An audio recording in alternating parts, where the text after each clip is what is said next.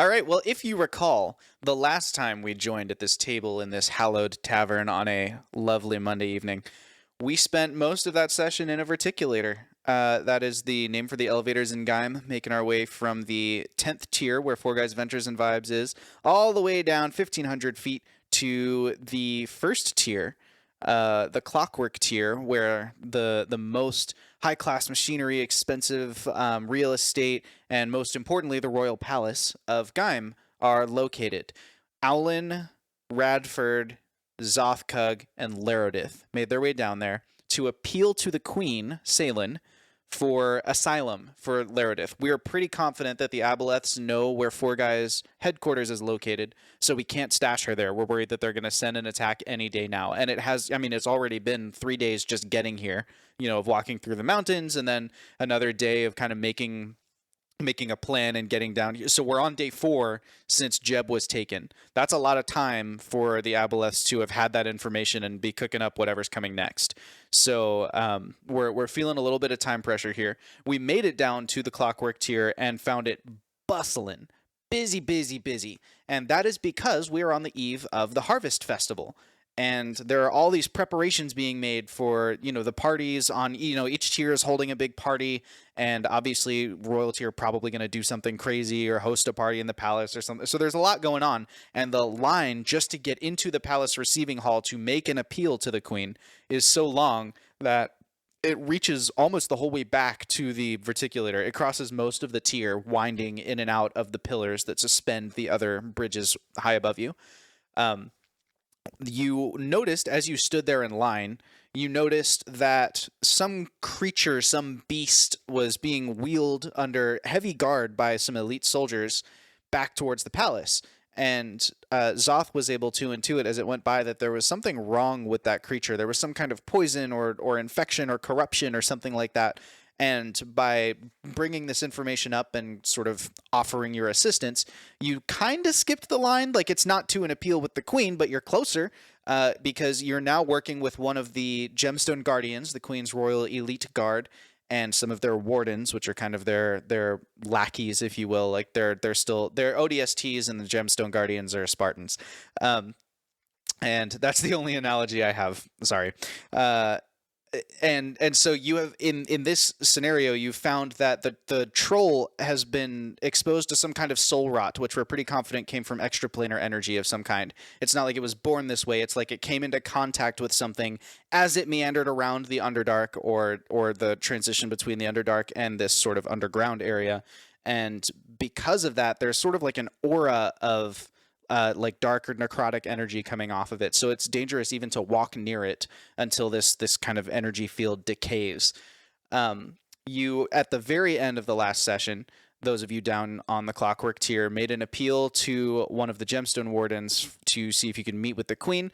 And he said, well, I have no jurisdiction over, the reception hall, but I'll see what I can do. And he had wandered off to talk to, the Chamberlain or one of the other attendants and see if he could get you guys in there to meet with the Queen and talk about some important stuff. Meanwhile, on the 10th tier of Gaim, back up where Four Guys Ventures and Vibes is, there's a little bit of a gang turf war going on. There are 3 major gangs. There's the Deadeyes, who we've not really encountered. They're on the other side of the tier. There's the Red Vipers, who are pushing right up against that 3rd gang's territory, which is Four Guys Ventures and Vibes, the dungeon delving company started by our heroic party. Fox got captured by the Red Vipers, but managed to sort of talk his way out of the situation by attempting to sort of like broker a solution for all parties, where the Red Vipers wanted territory that Four Guys occupies, and unbeknownst to them, Four Guys is trying to leave. So Fox was like, I don't know, I'll talk it over with him and see if I can convince the boss to move out, and maybe we can make a deal if you have some concessions for us or whatever. And they played it off pretty well, and after a tense standoff on a bridge in which I had to conversate with myself as multiple NPCs, we arranged a solution where Four Guys Ventures and Vibes has been given the rest of the day to basically evacuate their territory. The Red Vipers are going to move in. What the Red Vipers don't know is that Fox and the Myconid have chosen to use this as an ambush.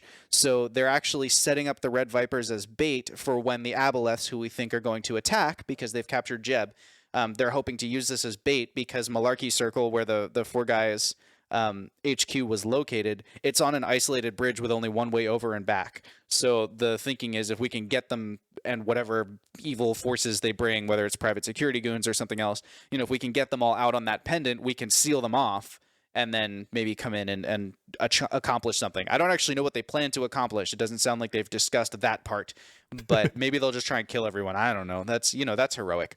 So those are the two different stories that are going on right now. Up on the 10th tier, I'm going to need Fox to make a couple of rolls because we're going to spend a lot of our time on the first tier, the clockwork tier tonight.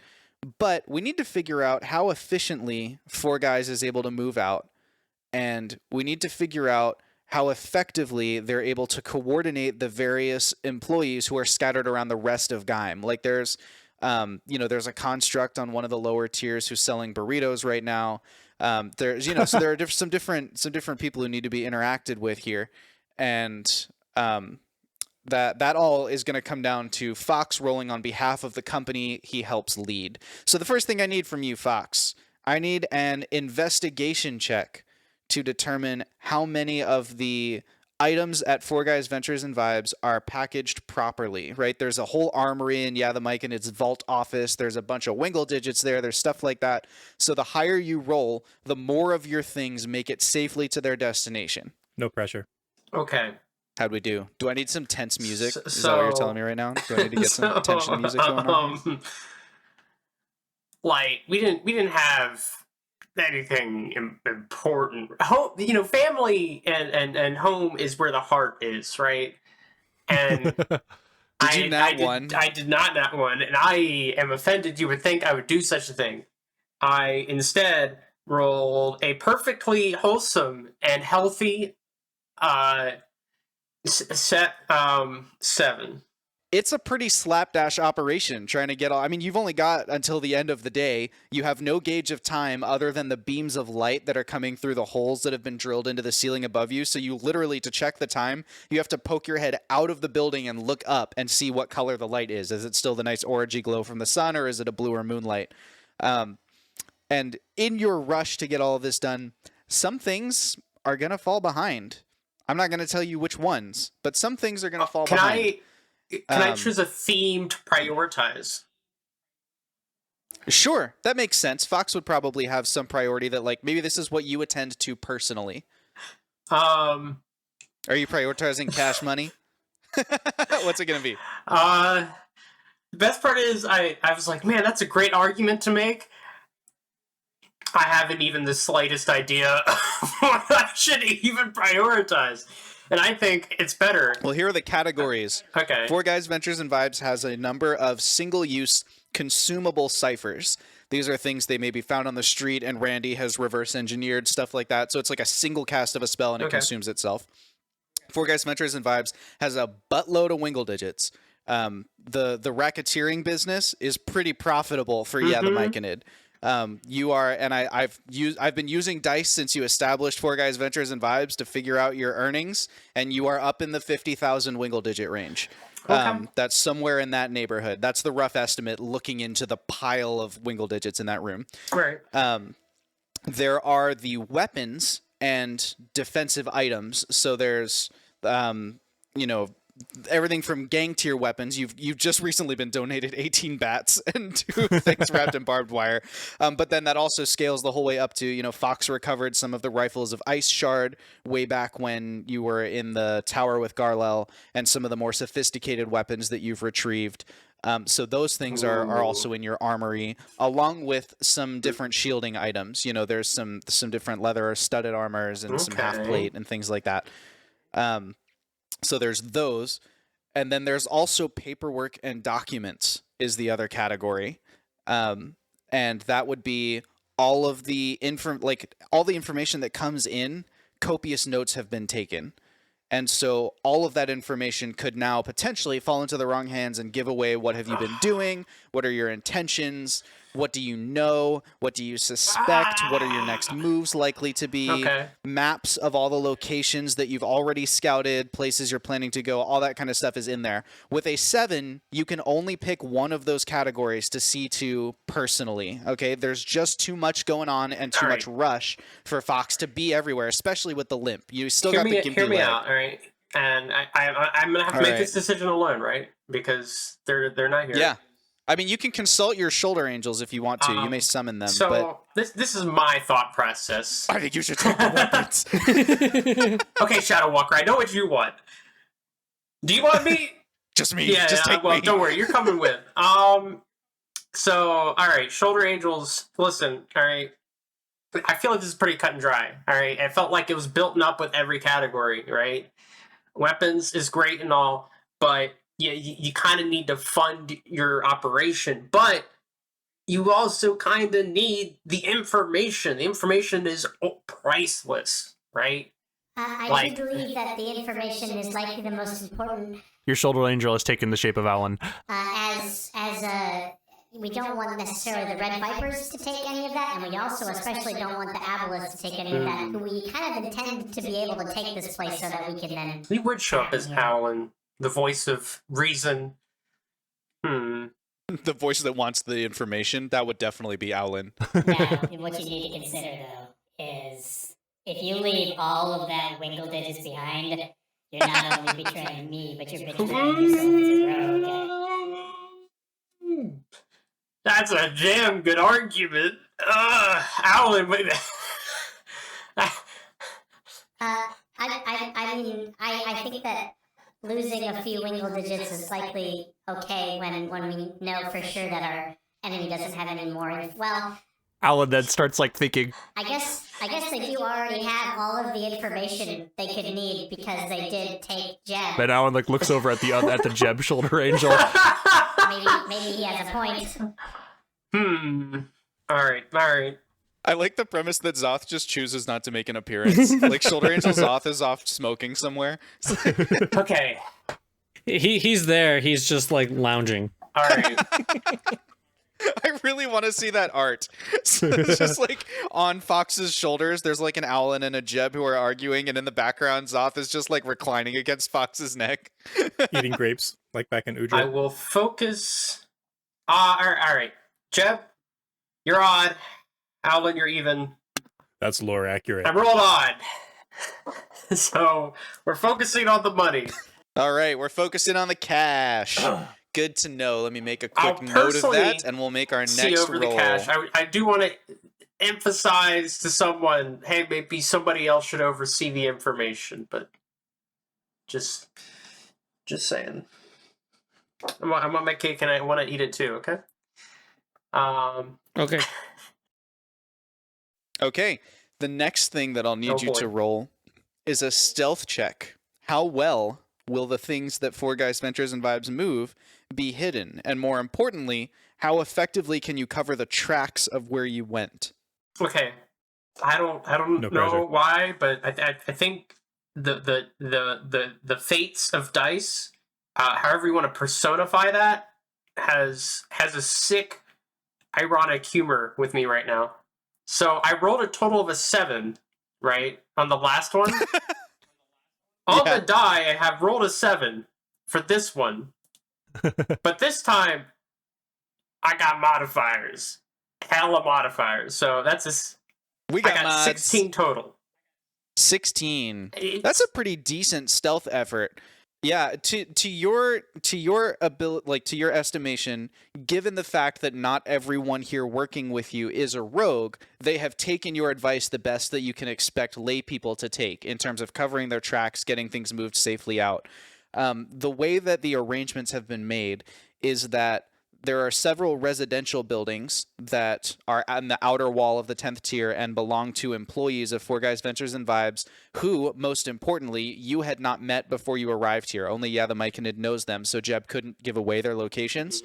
The stuff has been moved to those homes for safekeeping.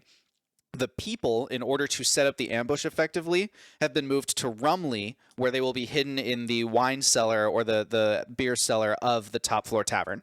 So that way you can have Rocky, the barkeep, keep an eye out for you. He will keep an eye out for you in terms of, when bad, shady people arrive or what's going on, things like that. So that's that section of the ordeal handled. Now, the next thing we're going to need from you is we're going to need a straight charisma check to determine how this goes over with the people Yavimaikanid is supposed to be protecting, and you're going to need to roll at a disadvantage. Four Guys Ventures and Vibes has been providing paid protection from the Red Viper gang, collected payment today, and then rolled out of town. They're like moving out, and the Red Vipers are going to move in. That's a pretty bad public image. And Fox, the ever-present face of the party, is going to try and talk them down, explain that the situation's important without giving away the fact that practically these people are just bait for an evil extra-dimensional monster that's going to try and kill them all. I mean, they will be protected in that sense, Fox, you got this. All right. My charisma mod is a 4 plus 4. So that's a 17 because I can do math. Okay. So, Fox, you are able to smooth things over by explaining that although the Red Vipers don't know this move out is temporary in order to get rid of the Red Vipers once and for all and achieve something that will make it so that they don't need to pay protection anymore. Because you don't tell them this, but if you can get rid of the Aboleths, there will be nothing they need protecting from by Four Guys Ventures and Vibes the gang. Like, you can go back to just being a business, doing business in the world. That's basically the way you sell it to them, and it goes over great. Okay. Wash, can you think of any other logistics of the Four Guys kind of tactical retreat that need to be covered? We've made sure we got the items that are important to us. We've covered our tracks in terms of getting them out of there. We've handled our reputation with the people. What about the setup? What kind of role do you think we would use to set up the details of our ambush? Basically the Ocean's 11. When the bad guys show up, based on this roll, you'll get a certain number of, luckily we prepared and did this thing. You need to come up with the plan, but you're also going to have to talk to all the Four Guys employees who are going to be doing the ambush. Oh, okay. So it's like there's some planning there, but there's also some leadership that needs to be kind of stepped in. So maybe like, I don't know, maybe like an intelligence persuasion. Maybe it's a two-parter. What do you think, Fox? What are you going to say? I just had a beautiful idea. It's just a theatrical production, right? We're laying the trap. We're telling the actors what they need to do. This is not a performance check. But here's what I'm thinking based on what Wash said. And Wash, tell me if you think this is a fair set of roles. Oh. I think this is a two-parter, and I think you're right that one of them is going to be a charisma based check to tell people what the plan is. And I think probably that one is persuasion, because you're trying to leave a plan in people's minds that compels them to action. So there's a persuasion check to get the employees on board. And then I think there is an intelligence survival check, because survival is what you use to set like bear traps and stuff. But this is going to be a much more heady ambush. I can see that. What do you think? I can see that, yeah. All right. So those are your two checks. And this is a sliding scale, not a pass-fail. So the higher you roll, the more good things I'll give you when the time comes to spring your trap. Okay. So first, let's get the bad news out of the way. Okay. I'm gonna roll that survival check. All right. Legends foretold of a general who was so genius, all right, that he would tie branches to the tails of his horses on a muddy day. And to this day, no one knows why. All right? Because, why would you do that? Normally you do that on a dusty day to make it, hide how many horses you have and conceal your numbers. But on a muddy day, he must have had some crazy cosmic plan and not just rolled a 6. All right? Of course. It's an opposites day kind of roll, is what you're saying. Yeah. Yeah. So that's my survival roll. And my persuasion. I'm just now realizing if he rolls high, he's just going to really persuade them to do a very bad ambush. It's like they're going to do a great job at this poorly thought out thing. Okay. I want you to know, genius has many faces. Okay.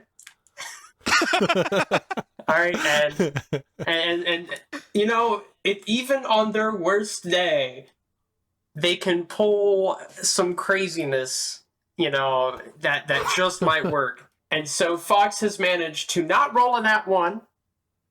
You would never. That's good. At such a crucial and important moment.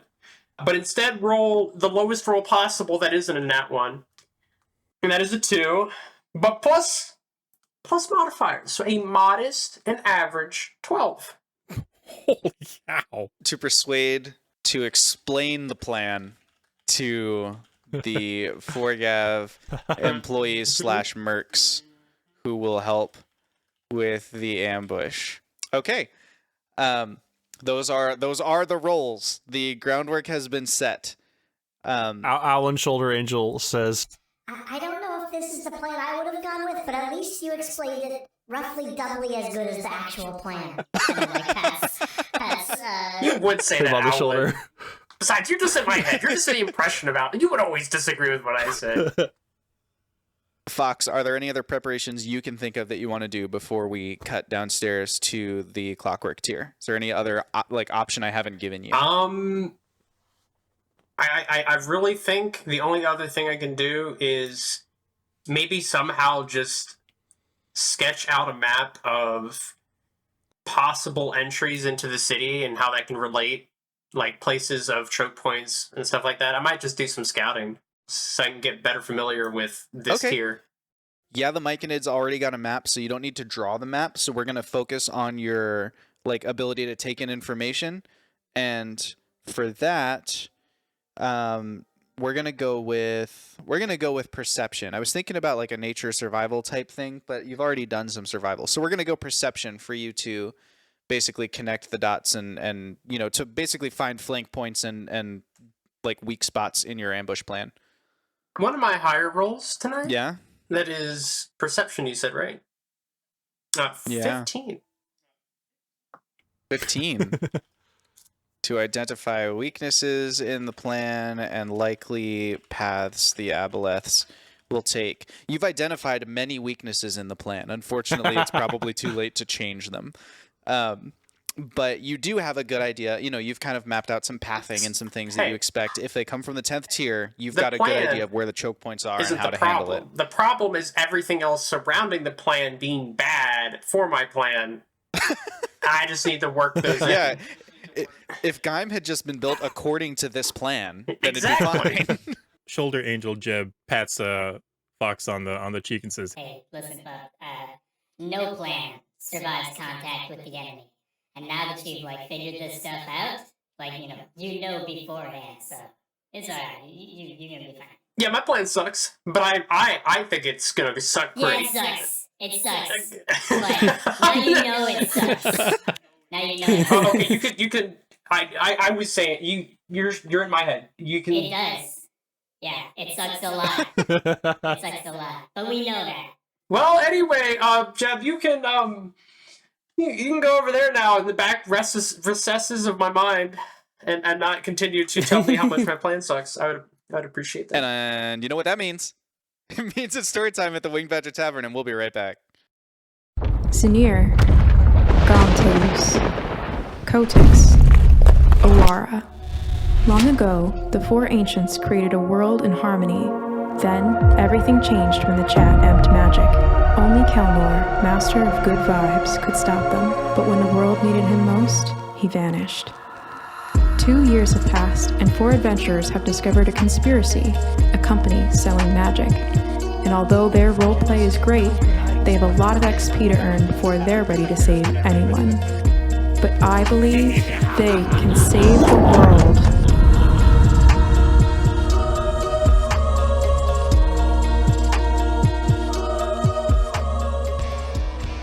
We'll go top to bottom.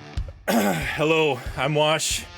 I play Radford the White, and I'm excited to see what's going on with this spooky green wound stuff and this little crazy troll boy. And hello, I am Matt playing Fox, the very smart, capable, charismatic, and awesome rogue who totally has the best plans for everything.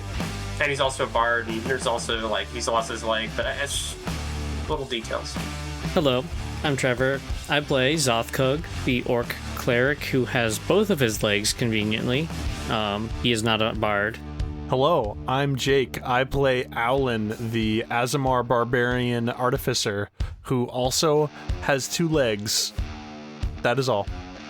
I'm Josh, your Wing Badger Game Master. Yeah, I play the universe, and that's my role here. And speaking of playing the universe, we're actually going to jump back into tonight's Dungeons and Dragons session as we whip pan the whole way down 1,500 feet to the Clockwork Tier, a place of wonder, especially for Owlin Wadrir, who even now, as you're getting closer to your meeting with the Queen, it's hard to not take in all of the cool little gadgets and artifice that surround you. You know, they call it the Clockwork Tier because the royalty of Gaim commission all of the best craftspeople in the city to build things for them. So there are tons of custom-made, highly unique machinery here. There's moving conveyor belts that take the place of paved roads, so they're the full width of the road, but there's just one going each way for carts to travel. They weave in and out of all the pillars that support the arches that are bridges on the tiers above you, and those pillars themselves have different things built into them. Sometimes just art installations, carvings, paintings, murals, things like that, but sometimes more practical things. You can see that several of them actually open up and become little spiral staircases that lead up to guard towers with little windows for members of the Gemstone Guardian Wardens to look out. Some of them have inside of them like little storage containers. So like, for example, you might store a bunch of freshly cooked food in one of them so that on the way from one place to the next, you can pick up a little snack. The City Watch might have some weapons stored in another one, you know, things like that. So they're practical in addition to being structural. There's also, of course, the crossing, the gigantic door that represents the border between this, the lowest tier of Gaim, and the Underdark. And it's a well-protected, you know, it's 30 feet by 30 feet. It's this huge stone door that can be opened or closed as necessary, and it has a constant guard there. But right now, we are actually standing in the exterior garden area of the Royal Palace. The Royal Palace behind you looms, for lack of a better word, imposing in its intricate design. A meshwork of different gems and platinum make up the walls. There are huge windows of glass that in the direct, bright, reflected light from the sun, they shine kind of back at you. And so the courtyard that you stand in is illuminated in a patchwork of colors and crisscrossed lines that kind of weave together. And it makes everything very dynamic looking, you know, a lot of texture to see. You can hear the din of people outside the gates talking, murmuring, wondering what the heck are the Gemstone Guardians doing there? What was that cart with the monster covered by a tarp? What's going on? And in front of you, of course, is said monster. It's a troll that's been infected by some kind of soul rot. And you, Radford, and Zothkug are waiting for one of the Gemstone Wardens to return after he's gone off to try and arrange a meeting with the Queen. You see him now on his way back, accompanied not by royalty, you're fairly confident, nor by a queen, because he is accompanied by a man who looks probably as old as you've ever seen anyone look. He's a dragonborn. He's stooped. He's, you know, got a little cane, and mounted to the top of his cane is a slate tablet with a little, you know, chisel attached to it for him to take notes and things like that. He's dressed in sort of white ceremonial robes over his dark, kind of half scaly, half burnished skin. And he walks at a purposeful hobble, if you will. Like, this is clearly an elderly person, but he gets around. He's got some motion. And he looks not particularly pleased. And the Gemstone Warden walks up to you, accompanied by this person, and says, yes, Politico, this is the people I spoke to you of. They wish to meet with the Queen regarding something to do with the Avatar of Awara. I will leave this in your hands. And he turns to go back to, you know, what he's been doing with the Gemstone Guardians and the Rot Troll. All right. You have made your case to the god. Now make your case to me. Well, as you can see, we actually have twofold reasons to meet with the Queen. At first, we came with this reason, and Alan will kind of gesture to Laredith. We come transporting the Avatar of Awara, who has a close personal relationship with the Queen, who we need to allow her to speak to her immediately. Mhm. There's important news to be communicated, as Sure. well as we have just spoken to these gemstone guardians, All and right. Alan will kind of gesture to Listen the to me scene here, before right? them. I have to listen to the riffraff every day about Guardian this, and you said Avatar. Please, I've seen better looking avatars in my time, and I'm not impressed, honestly. I don't know how you convinced the god, and I honestly don't have the time. You know, right now I have to deal with so many things that are actually important, unlike you and whatever this is. All right? And honestly, I find it offensive that you waste my time like this.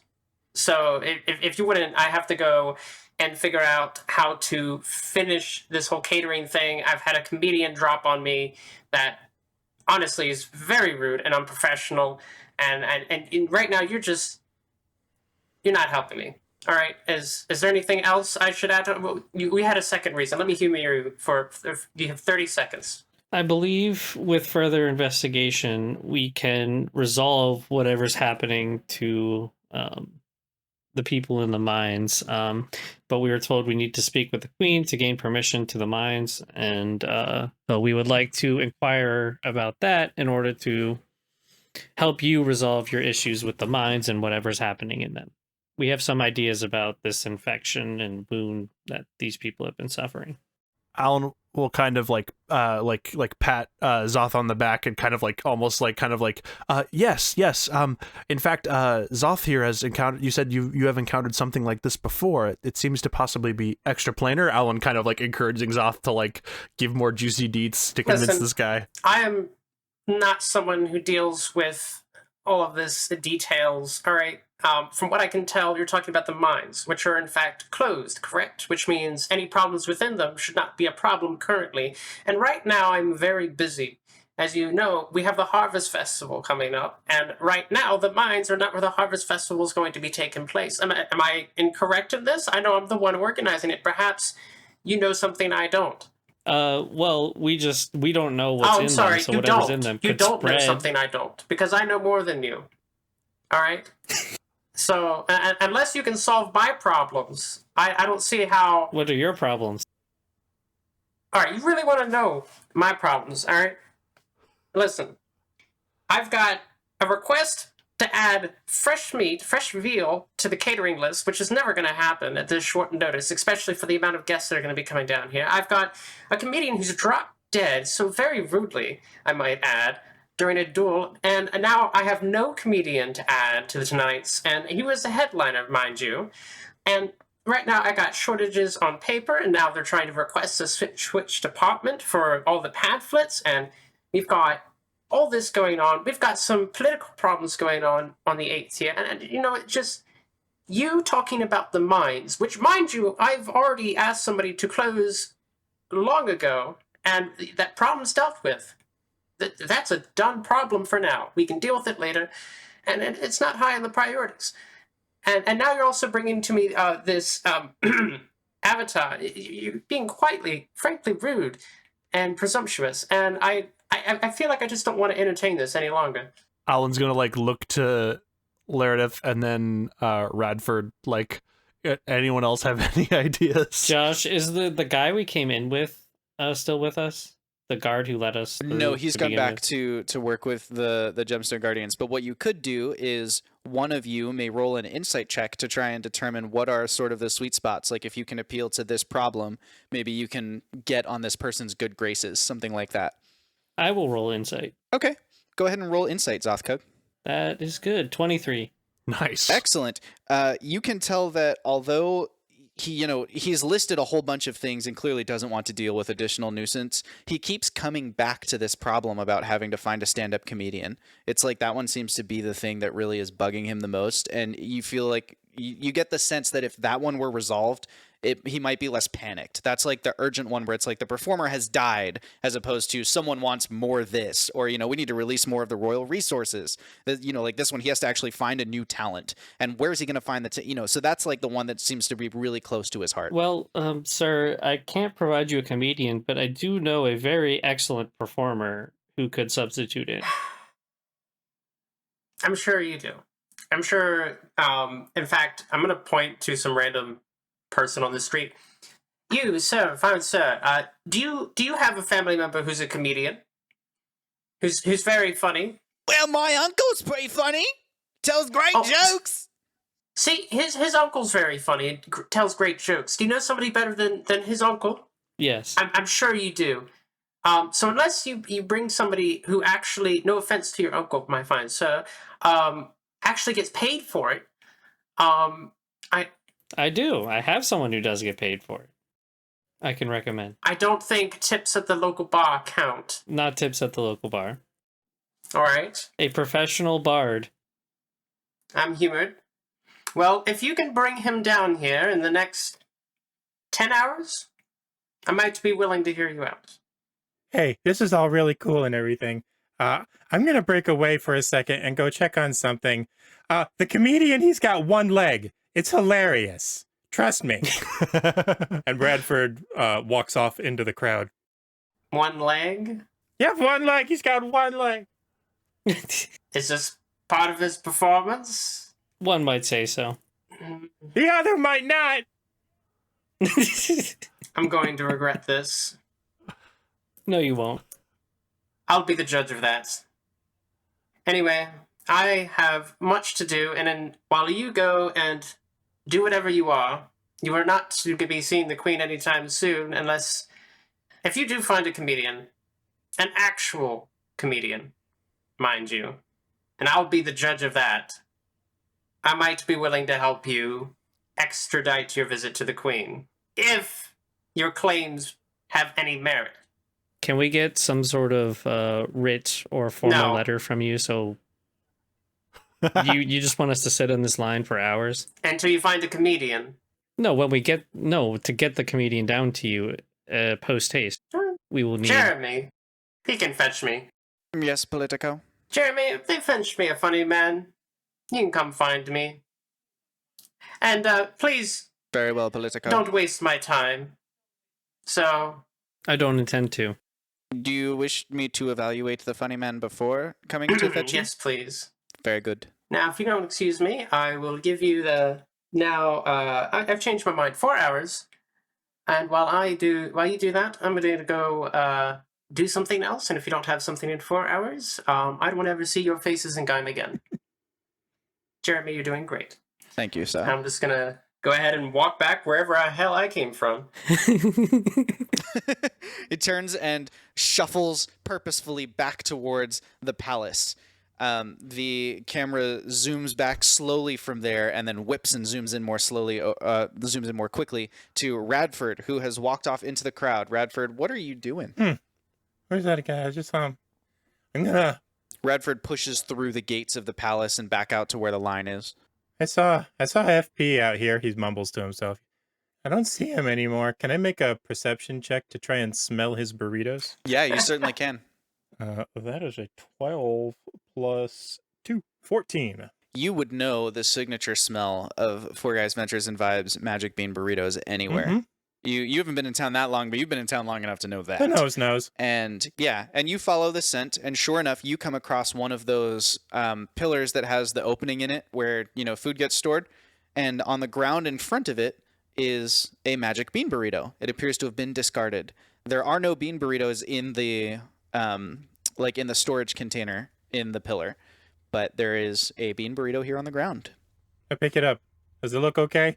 I mean, it was dropped on the ground, but the clockwork tier is pretty clean, so it's fine-ish. Is it It's a still little wrapped bit up? squished. There's probably one opening is like a little bit open, but it's not spilling. It's not a taco. It hasn't transformed into a taco yet. I'll unwrap it and take a bite.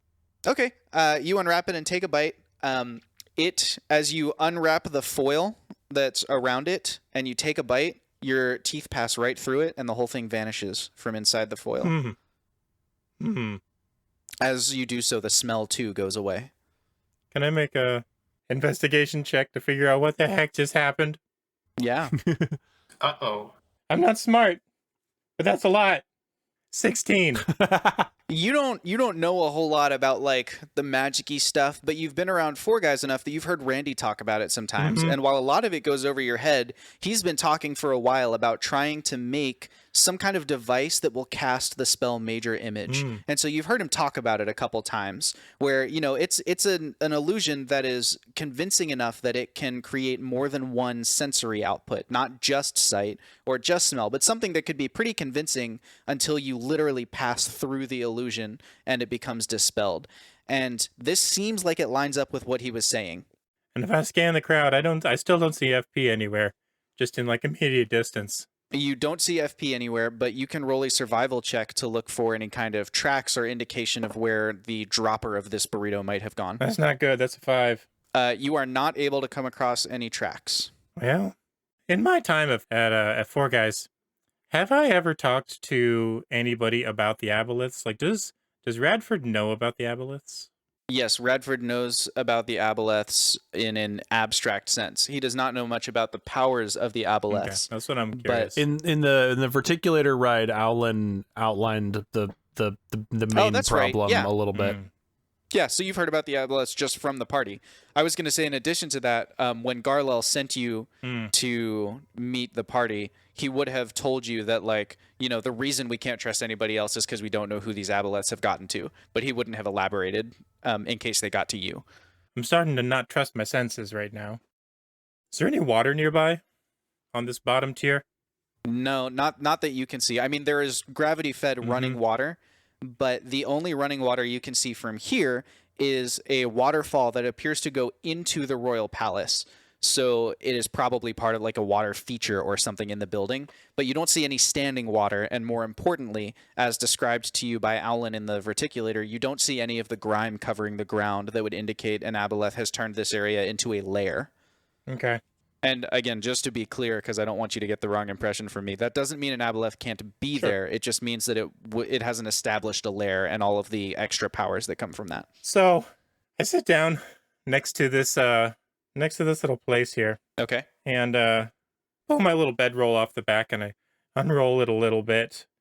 And as he unrolls it, it's actually, you guys can't see it, but what the audience sees is it looks like one of those tool pouches where you would unroll like a little roll and it has like wrenches and stuff like. But he like rolls this big bedroll out, and he starts like pulling out some tools here and there.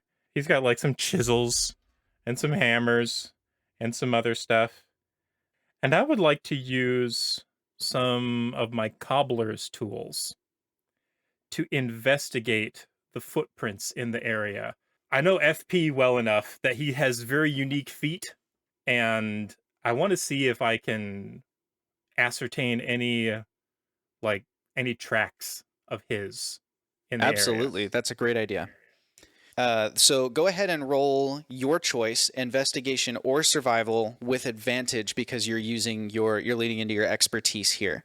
All right.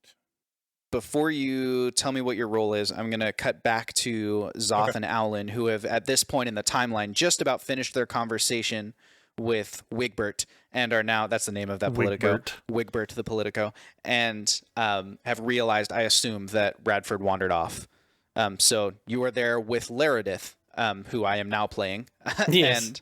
And that's the situation. What should we do next? Are the Guardians still around? Yeah, they're still working. They're over kind of investigating the rot troll. They're setting up a little perimeter, and a couple of the wardens are trying to reroute the line so that people can get back into the reception hall to continue seeing the queen and making requests. I will go over to whichever one we were speaking to before if he's there. Yeah, the warden who went to fetch the Politico? Yeah. Yes. What can I do for you?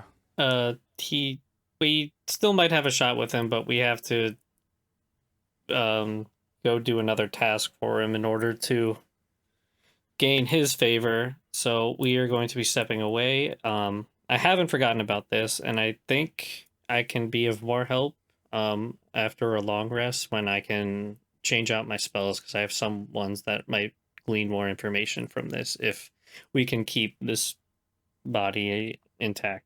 So you need us to store it somewhere and wait for you. How long will that take? Tomorrow morning, or like first light, I can be ready. I'm sure we can find somewhere to store it by then. And he looks over to, and starts to discuss it with his fellow gemstone wardens. They have a couple different ideas. They eventually land on the barracks. There's like a whole basement area with like a training room in the barracks. And they're like, yeah, we can just clear some space there and still maintain the safe radius away from the kind of necrotic decay. And so they begin kind of wrapping it up and packaging it. They establish the perimeter around it and begin moving it down the streets. Alan, do you need to do anything before they move out with that? No. Okay. And then I will say to them, is there any easy way for us to get back down here? Because it was a mess getting here to begin with. And we just want to make this as simple for everyone as possible. Yes, the verticulators are fairly slammed during this time of year, the harvest celebration, of course, coming up. Let me see what I can do for you. And he walks over and talks to the like gemstone guardian, the big dude who's wearing like the jasper armor and is clearly in charge. And he walks over to you and holds out a gauntleted hand and says, "Hello, travelers. My name is Chasm Jasper. I'm the gemstone guardian for the 9th tier, and I understand that you're helping us with some research regarding this troll here. That is correct. The best way for you to get back down here in a hurry is to show one of these to the reticulator attendants." And he hands you a medallion that's it's got the gemstone guardian's logo kind of embossed in it, and on the back, engraved in it, it says, "This citizen is about the business of the gemstone guardians." He says, "If you show them this, you will be moved into a priority position at the line. The only people who have a higher ranking token than this are the politicos themselves, the royal family, and soldiers who may be on deployment will be given a special token that will give them precedence over you. Besides that, you can skip through every line." That is great. Thank you so much. Of course. We greatly appreciate it. Thank you for your service. And he turns around and walks off to help escort the rot troll back to the gemstone guardians barracks. All right. Well, let's go find Radford. Then we will head up, find Fox, bring Fox back here, and hopefully get this sorted. Alan's gonna like turn to Laredith and kind of apologetically go, "I'm sorry for all this walking. I'm sure this is a bit tiring. Hopefully it should be over soon." That's okay. Statistically speaking, it would be a good idea for me to continue walking, as this gives my muscles the highest chance of rejecting atrophy. Yes, that does. Yes. All right. Well, let's go. All right. We're gonna go investigate for Radford. We saw Radford leave, so we'll just go towards his direction. Oh yeah. Yeah. He told you he was leaving, and he gave you a general direction. He said, "I'm going to walk over this way." So you don't need to like roll anything to find him. You just eventually find him, and sure enough, he is sitting on the ground with a set of tools that you don't really recognize. And what did you roll, Radford? So Alan actually might recognize one of his tools. He has a set of calipers for checking like the width and dimensions of stuff, and he's just like on all fours now. His roll is like still unrolled over there, but he's like looking at footprints and he's like measuring them. Okay, okay. I rolled a unnatural 20. Unnatural 20. Nice. You are able to identify FP's footprints, except there's something wrong.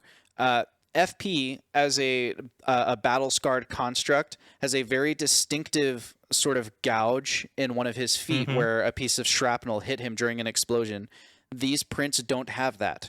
More than that, there are 4 sets of them, not 1. From this area where the fake burrito was dropped on the ground, the fake street burrito as chat called it, which I love, where that was dropped on the ground, they diverge in different directions, and they appear by their gait to be moving fairly quickly. I sit back, put my tools back in my roll, and I pull up my pipe, and it kind of like hooks it underneath and out a little bit like a horseshoe, and I pour a little bit of juice in the front of it and just start stewing on it, and I kind of blow some bubbles. Blip, blip, blip, blip, blip. Blip, blip, blip. Blip, blip, blip. Just kind of think, 4 sets, different directions. If I may ask. Oh, hey, did you guys find the comedian? It's well, we have to go up to do that. It's Fox. Oh, they thought it was okay, like that would be all right. Well, we shall see. Yes, Fox will have to give. We have to go get Fox and bring him performance, here. But We whip pan upstairs to the 10th tier where Fox is attempting to explain his ambush plan to the pedestrians with his 12 performance and his 6 survival on the plan. Fox is attempting to explain to the ruffians. You want to give us a little preview of Fox trying to convey to, these are just like normal blue collar workers, how his complex ambush works? All right, so hear me out, okay? Yes, Karen, your kids will not be involved. They never were in the first... John... All right, John, I'm going to need you to stand, like... So, first of all, we all know Scott. I got this part of the plan, right? Scott's going to see them come, okay? Now, John, I'm going to need you to stand right there, okay, with your hammer. And do like you're doing your anvil thing, right? But hammer out the tune of how many people there are and exactly what armor thickness... And all, you remember I gave you, like, we just had this whole rundown here. I'll write it down for you, okay? We whip pan back down to the first tier of Gaim and rejoin our conversation. So, we're gonna go up, get Fox, come back down, have him hopefully give a performance, and then the Politico will be pleased with us, and we will get an audience with the Queen, and we can talk to her about Meredith and the infection area. And then in the morning, after I rest, I can have different spells that will help with that. Okay. With the infestation. Okay. Meredith, and anybody else here who's really familiar with magic. Yes? Yes. I found something illusory. Okay. There's a wonderful burrito on the ground. One of our signatures. I don't know if you guys have had the chance to try them since you've been here. Not but yet. they're quite wonderful. I bet. I picked it up, and it vanished. Sounds like illusion magic. I literally said that. Yes. So there was I ran into one of those down here, and now, have you guys met FP yet? Tin Man? No, have not. Okay. No, I have not met this person.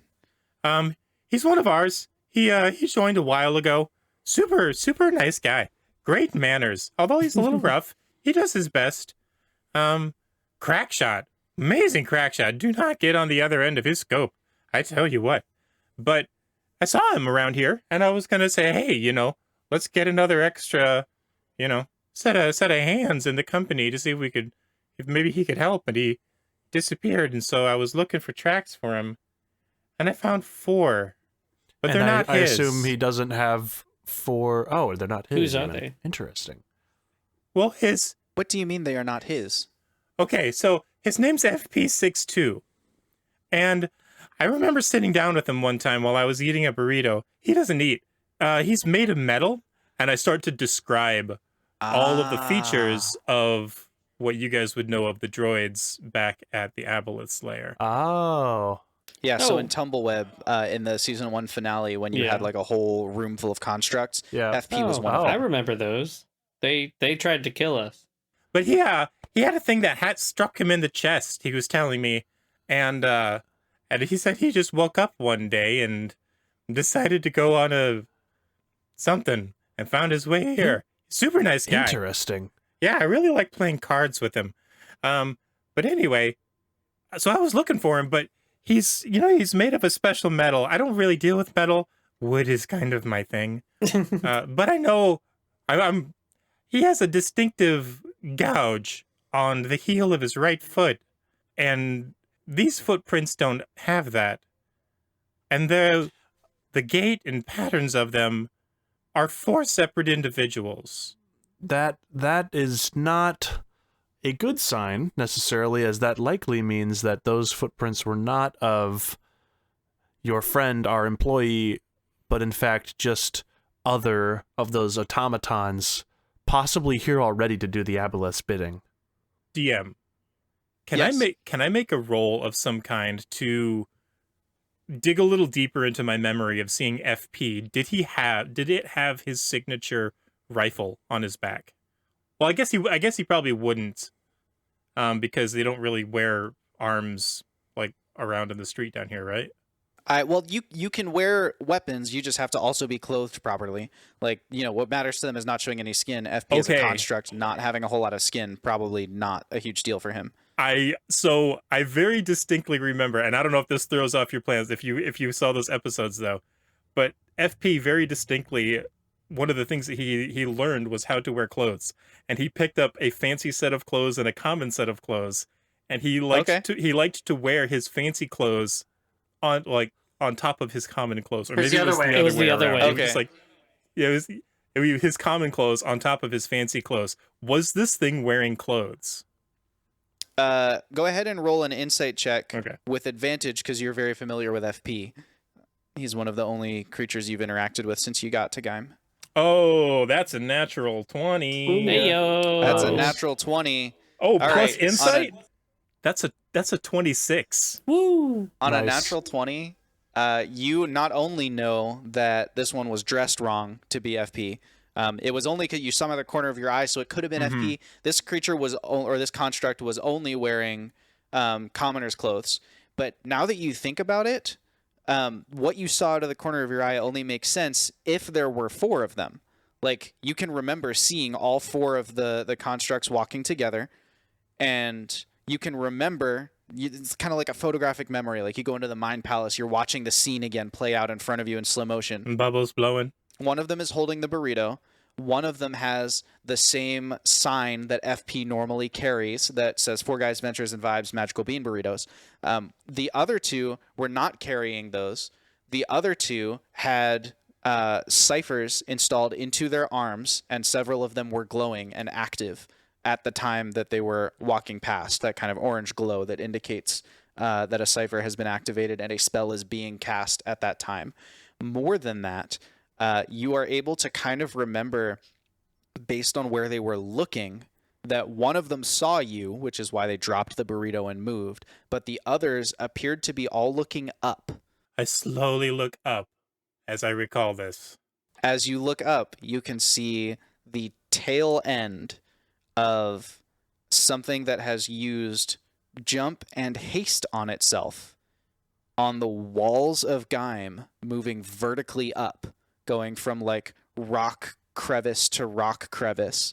They are leaping up the walls, kind of very quickly moving. And you can remember now, again, on this Nat 20, you're thinking back on your history with FP, you're trying to pick up clues. You can remember that FP said there were several classes of construct that FP was one of those classes. FP was what you might call like a general foot soldier or a sort of standard infantryman. But you can remember a scout class that was meant to be sent in before an attack to pick up information and had all kinds of like relays and information in it where it could transmit that data back to a waiting group of constructs or others. And as you're watching them jump away, you can see the distinctive antenna that FP mentioned to you on each of their backs. There are 4 scout class constructs acting on behalf of the aboleths, you are certain, who are currently scaling the walls at like breakneck speed. They're probably covering the 150 feet in like a minute, per tier. So it's probably about 10 minutes before they hit the 10th tier if they are going to the 10th tier. Boss, do I go after him? Are you able to go after them? And I point it out. Can you catch up with them? Yes or no? Yes. Yes.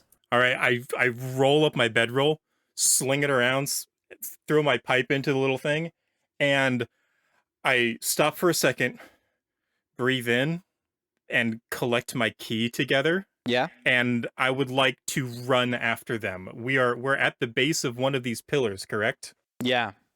So that means I can run, I can dash, and I can bonus action Step of the Wind to dash again. And I have 45 feet of movement, so I can go 90 plus 45. What would that be? 115 feet in a round. Whoa. Up the wall. I hate to break it to you, but that's actually 135 feet. 135 I know that's feet, going to there you be go. a big bummer for I'm you. I'm so sure you feel very let man. down. Well, that changes the Yeah. plan. Sorry, boss, can't do it. So, so you are definitely able to catch up with them because the speed I just gave them puts you like 5 rounds faster than them in movement. based on this movement speed. Unfortunately, they are split. There's one on each of the walls. Okay. So you're going to go up your pillar and then make your jump. Your step of the wind will be to catch up to one of them. It doesn't matter which one. I'm just explaining that, the others are going to outpace you. So you leap and you use your step of the wind. Describe flavor step of the wind for me. What's it look like when you leap off the pillar and you get to the wall? So so he like takes this deep breath, and you can see a little bit of his scales. They almost lift off like feathers and to kind of like ripple up him.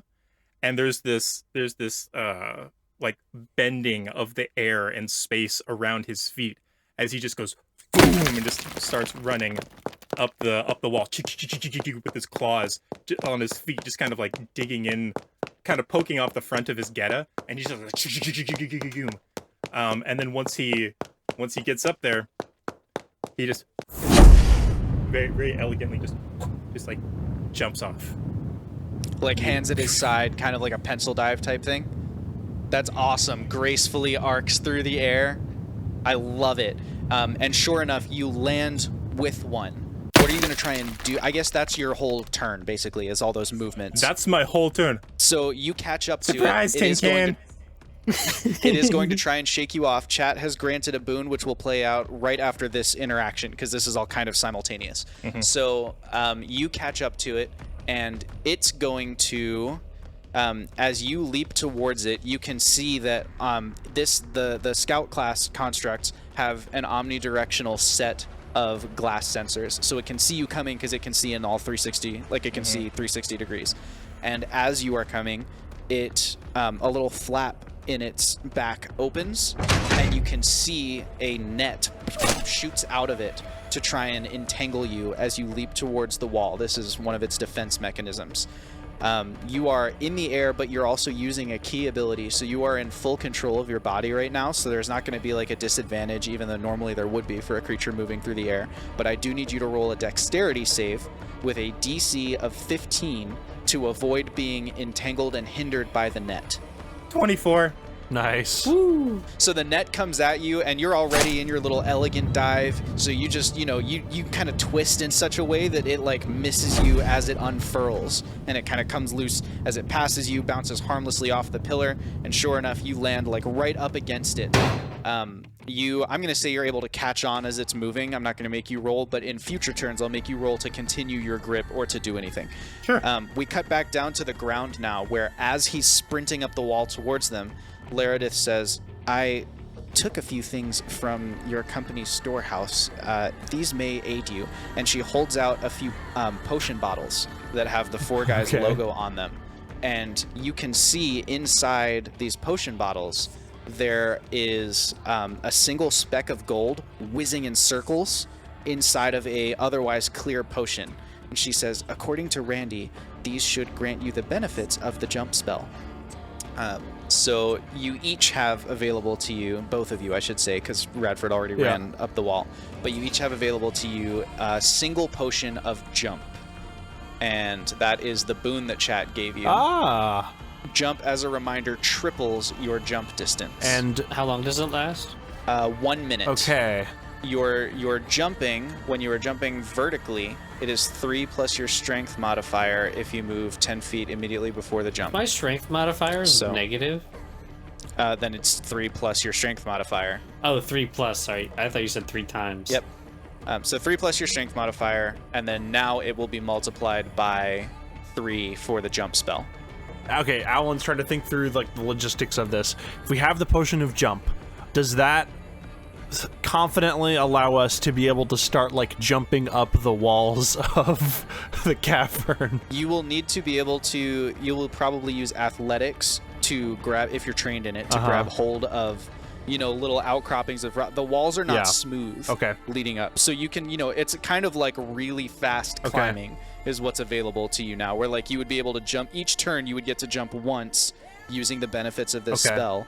And then that, because this is going to be longer than your full movement, so the jump is your like move action, and then you would make an athletics check to hold on to the wall, basically to like Spider-Man onto it when you jump. And if you convince me with cool, flavorful details that you deserve advantage, like for example, I want to wedge myself between two cracks, or I'm going to use a rooftop or something like that, then I could be persuaded to grant advantage. And there's two of these potions, one for Zothkug and I?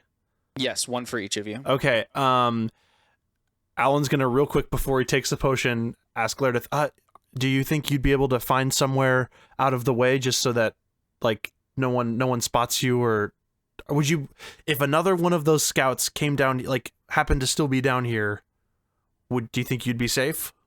I stole one for me too. And she bites the cork out of a potion bottle and drinks it, and as she drinks it, beginning at her head and then moving towards her feet, she becomes invisible.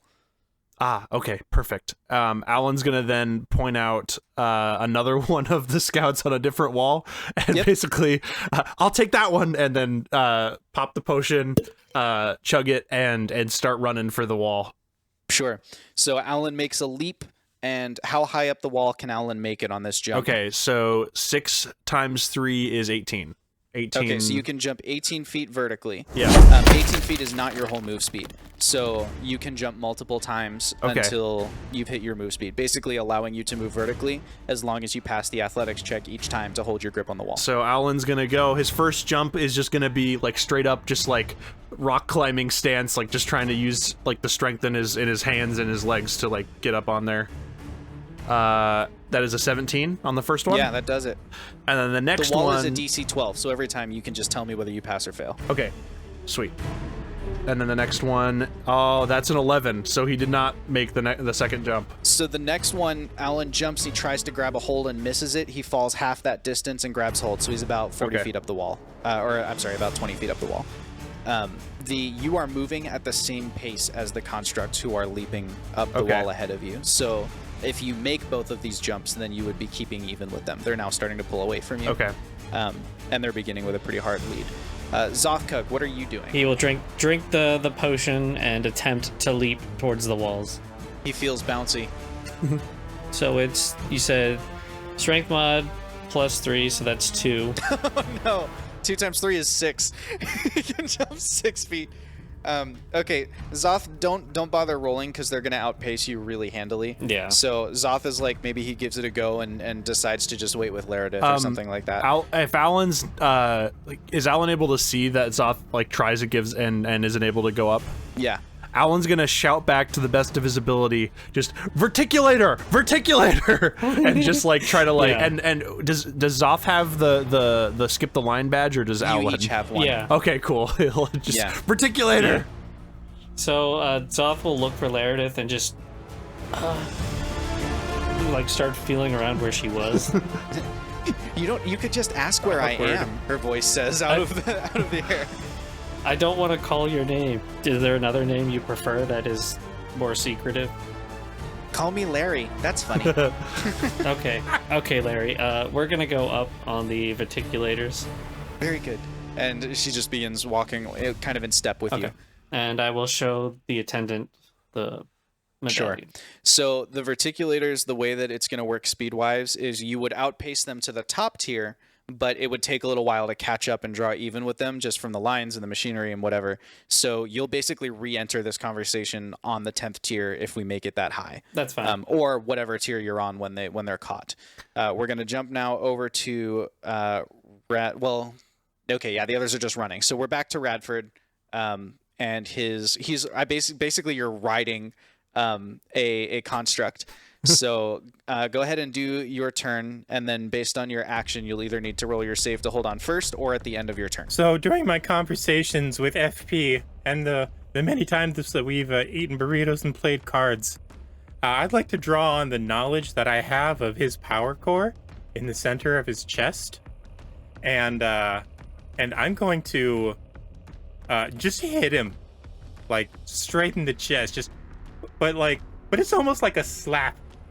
It kind of comes off a little limp-wristed looking, but I'm just gonna whack him, and that's that's a 28 to hit. 28 to hit's gonna. He goes, oh sorry, dang! It's gonna hit him. That's a 28 will do it. that was a little more effective than I thought it might be. Sorry. Wow, that's max damage. Just gonna give him a little slap. Kills him. 10 bludgeoning. Okay. 10 bludgeoning damage, and then with that, there's a little bit of that ripple around him as he hits this trigger point on its chest. I need it to make a Constitution saving throw DC 14 as I do a stunning strike to interrupt his constructive vitals. 23. Dang. Second attack. Not as good. 13. 13 is not going to pass its AC, unfortunately. The armor around its core is pretty good, and so you hit it, but it's just, I mean, it's thick armor, and you're doing limp-wristed hits. All right. Limp-wristed is my band name. We're going all They in. do piano covers of Limp Bizkit songs. Yes. Flurry of blows. Oh, okay, you're gonna hit him more. That's 2 more hits. That is a 28 to hit. 28 hits. And that's 9 damage, and I need him to make another con save. Okay. 16. Looks like I'm on his back, just beating his chest like a drum. Dang it. All right. Second hit in this flurry of blows. That's a 29 to hit. Well, as the 28 hits, the 29 will also hit. You have some great rolls to hit. Another 9 bludgeoning damage. Another 9. Great. Yeah, he's pretty good at hitting. And another con save, please. Confirmed natural 20. As you hit it, I'm going to give him a Dang counterattack to use against you. So you've been hitting him a couple of times, so he's clearly motivated to get you off his back. The construct is going to... Okay, as you make contact on that last strike, which does hit him, but as you and you even see like a pretty significant dent appear in his casing, he electrifies the steel, like basically construction of himself, and so you are hit with some lightning damage. You can make a Constitution save to take half of it. I'm gonna roll the damage now. That's 12 points of electric damage. Ooh, that's only 6. Ouch. Zappies. That's the countermeasure it Zappies. employs against you. Is that your whole turn? Are you done making actions? No, that's my action. And my bonus action. But as I'm like flipping and flopping around, I also, with my flurry of blows, I get a free disengage and 10 feet of movement. So I just kind of like, as I zap, I kind of flip up and kick off of his shoulders and just get up on top of him. And I'm trying to push him down towards Owlin. No, I'm on a different run wall. on to the next one. Alan's on a different wall. But yeah, so you kind of push down, like off his shoulders, basically, like hop off his shoulders to push him downwards. And then 45 feet straight up, and I need to find a place to grab on and hold. Okay. Roll an athletics check to grab and hold. And I rolled a strength save to see how much you slowed him. You did slow him a little bit, but since he's jumping, really what you did is just cost him one of his 3 jumps next round. So he'll lose a little bit of speed that way. 16. Okay, 16. You are able to grab and hold. You're chameleoning onto the wall, and you are just about even with the second tier. So next turn, if you wanted, you could spend 5 feet or 10 feet of movement to pull yourself up onto the like a bridge and begin again, or you could keep running up the wall, whatever your choice will be. That's where you are. Meanwhile, Alan Woodrear, you are continuing to follow one, right? Have we rolled Yep. our jumps for this round? Nope, but we're about to. Let's do it. First one's a pass. Okay. And then for this next one, he remembers he's got to, like, that previous one failed because he was putting too much on his arms, like on his hand Okay. strength. He's gonna try to like use, like, specifically dig his toes into the wall for the next jump here. Sweet. To make sure he can get it. And that's cool. another pass. All right. Yep, so he is, now Alan's kind of got the feel for like, okay, here's how the wall is constructed. This is where I'm likely to find holds. And he continues scurrying up, making pretty good time, tracking his quarry. Your quarry has reached and passed the second tier, as have the 2 on non-pursued ones. And so if Alan completes his jumps, both jumps in his turn consistently, does he make ground on them? Does he gain ground on them? No, they're moving about the same speed as you. Interesting. So this might be like a... It would at least get you to the point where if they make it to the 10th tier, you might catch them before they, like, That's do a any long harm. pursuit. Okay. That is a long pursuit. If you can't think of any way to speed yourself up or slow them down, then we can basically, I'll just have you roll once and I'll have them roll once to see, like, you know, who does a better job of keeping their footing, and we'll adjudicate it that way. Okay. He's already on the wall, so he can't really use Artificer crap. And he's not near Zoth. And he's not near Zoth. True. Skitty-ba-doo. Scooby-dooby-doopy-doopy. Yeah, I don't know if he has a way necessary. Do you think he could use his flamethrower Eldritch Cannon as, like, to propel him upward? Like, if he fires it down, do you think that could act as, like, a little momentum? Rocket jump. Wow, that's very Ruby, which makes me inclined to support the idea, but I think probably not. I don't think we have anime physics in this world. We can. What do you fall mean? with Do you remember style. what Radford just did? No, I'm just kidding. I do. That's monk physics. I totally have anime physics. That's monk physics. So then, in that case, Alan's goal then is just to keep pace with them and try to catch up with them on the 10th tier. Okay. Just roll one athletics check with triple advantage. Oh, okay. And they're going to roll with normal advantage for their athletics check. I got a 22. Okay, you rolled higher than them, so you're going to catch up to this this construct before we hit the 10th tier. Okay. And Zoth is going to roll a D4, and then 5 plus whatever he rolls will tell us which tier you catch up on. The 4 roll is 4. 4, so you catch up on the 9th tier. Okay. So that chase is happening. Okay. So now we only need to figure out Radford's next move. So Radford, there's a construct below you. You've really you've put a pretty significant dent in the chassis of it, but it is still climbing. And you are ahead of it at the moment. You have your turn before it has its turn. And I think I actually skipped its turn last round, so rip that guy, but that's okay. You are a little ways ahead of it. Okay, I'm gonna do 2 attacks at it. Holy crap, that's a lot. It hits. It's like a 26 and a 29. But I'm gonna throw some darts at it. I'm gonna like pull out a couple kunai and just like right down into its neck. 19 damage. Right into like its neck. The construct, as it is mid leap, it like almost jumps even with you, and you just, as it pulls even, take advantage of the really close proximity to just hit it with a couple kunai, and you actually are able to sever the wires that connect its vision center to its body, and without that it falls and like crashes again. Can I grab like the head? You can make a dexterity save to grab the head, and then an athletics save to maintain your grip on the wall. Can I make it as part of my movement and jump as I'm going out? Yeah, so do the dex with advantage because you're leaping towards it, but you're going to do the athletics at disadvantage because now you have to catch the wall three-handed, or like three-limbed. Okay. I'm cool with that. That's 24 for the dex You save. definitely catch it. Yoink that thing right out of the air. Oh, I got a 20 on my disadvantage. That's terrible. 14. And when I hit the side, I'm running. Okay, so you hit the side, and you are still able to successfully run, but when you hit, you lose your first hold, and you like slide a little bit and have to catch yourself on something else. And because of that, you're going to take 5 points of piercing damage as you kind of like your hand gets cut up a little bit on the wall. But you've caught it and you're running, and assuming you don't do anything else challenging on your way up the wall, like this is fine. You can just maintain this. Yep, I'm football holding it like I'm going for the end zone. Okay. And I just run up to the second tier, and I'm looking for like another column to get up to the next tier. Okay. So, and you're just going to keep bouncing up the columns now to make it fun? Gonna keep going. Okay. So you're going to make it up there, but you're not going to catch the other constructs because of the time you spent fighting this one. So 2 of them are going to make it to the 10th tier.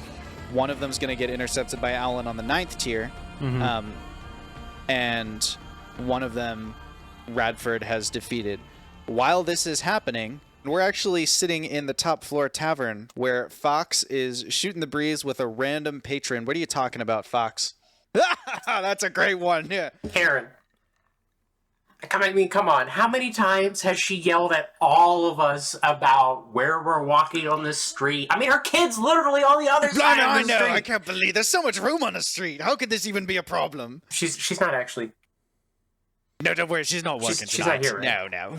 She's Oh, okay. She's playing violin at the pub. Oh, yeah, no. I mean, she, bless her heart, but huh. So how'd you even come up with the idea of throwing stones at the side of a convoy as they rolled by? All right, hear me out, right? I'm hearing you. So, back in the day, right, I remember reading this story about, it was like a genius move, right? This thief guild would pelt this rich and overly decadent guy's cart with stones, and so it would make the guards uneasy, right? And it would be like, oh, but it's just a bunch of riffraff, and then that's when you go, can you hit them with the good stuff? Oh, I love the good stuff. Speaking of the good stuff, let's get some more of the good stuff over here. Meanwhile, outside this tavern, scaling the walls at breakneck speed, Fox, Okay, wait. you go ahead. I just wanted to make sure it was known I rolled a 6 for my Constitution check. Oh, good. You're not like drunk. You haven't had that much. But Oh, damn it. sure, okay, you're drunk. Whatever. Not for lack of Take trying. 1 point of exhaustion. You look out the window, and flying up the walls, you see. Because you've just had some stuff to drink, you're not totally sure it's real the first time you see it, but you squint over and you're pretty sure you see a robot leap off the residential wall, clear most of the distance towards like one of the pendants out there in the distance, and then begin sprinting along one of the bridges towards you. John, do you see that? See what? He turns. He was facing away from the window towards you. He turns to look out the window, and it's already out of sight from Man, him. maybe I'm just paranoid, John. I'm sorry. I swear I just saw like some sort of mechanical thing running towards me. Where? He stands up and walks over to the window to try and look around and see if he can find it. It was like on that pillar, and then it was like it jumped, and it was. You walk up to the window running. to try and spot it. You don't see the construct you just saw. Instead, what you see is Alan Woodrear. You're like looking down through the gap to the next pendant, and you can see Alan Woodrear tackling a construct to the ground on the First, ninth he's gonna tier. try to flamethrower it, and then he's gonna try to tackle it.